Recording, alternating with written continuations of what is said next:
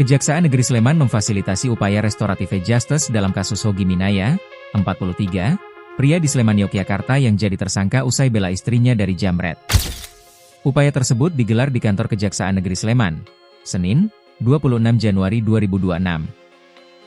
Dalam upaya tersebut, kedua belah pihak, pelaku dan korban, bertemu secara virtual melalui Zoom. Pertemuan restoratif justice dimulai sekitar pukul 9 waktu Indonesia Barat. Sekitar pukul 11 WIB, Hogi Minaya bersama istrinya, Arista Minaya, 39, dan penasihat hukum terlihat keluar dari kantor Kejari Sleman. Hogi dan Arista tampak tersenyum sembari mengucap syukur. Sudah agak lega dengan restoratif justice seperti ini, ujar Hogi Minaya di Kejaksaan Negeri Sleman, dikutip dari kompas.com. Ia berharap, pada pertemuan lanjutan, proses tersebut dapat memberikan kelegaan yang lebih besar bagi semua pihak. Mungkin kedepannya lebih lega lagi semua, ucapnya.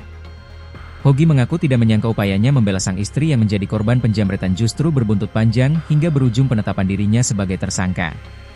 Arista Minaya yang mendampingi suaminya berharap proses hukum yang dijalani Hogi segera berakhir. Ia berharap kebebasan suaminya dapat segera terwujud. Kasus ini mencuat setelah Arista, warga Kalasan, Kabupaten Sleman, membagikan kisah yang menimpa suaminya, Hogi, melalui media sosial. Sebelumnya seorang suami ditetapkan sebagai tersangka usai mengejar pelaku yang menjamret istrinya di jalan.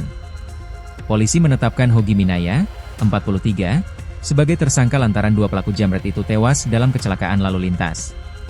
Sementara itu, Kasat Lantas Polresta Sleman, AKP Mulyanto menjelaskan, bahwa penetapan tersangka dilakukan setelah pemeriksaan saksi, ahli, dan gelar perkara. Polisi menilai unsur pidana dalam kecelakaan lalu lintas terpenuhi. Pertama kan terutama kebebasan suami saya dan semoga ini segera tercapai, itu yang paling penting, paling utama itu.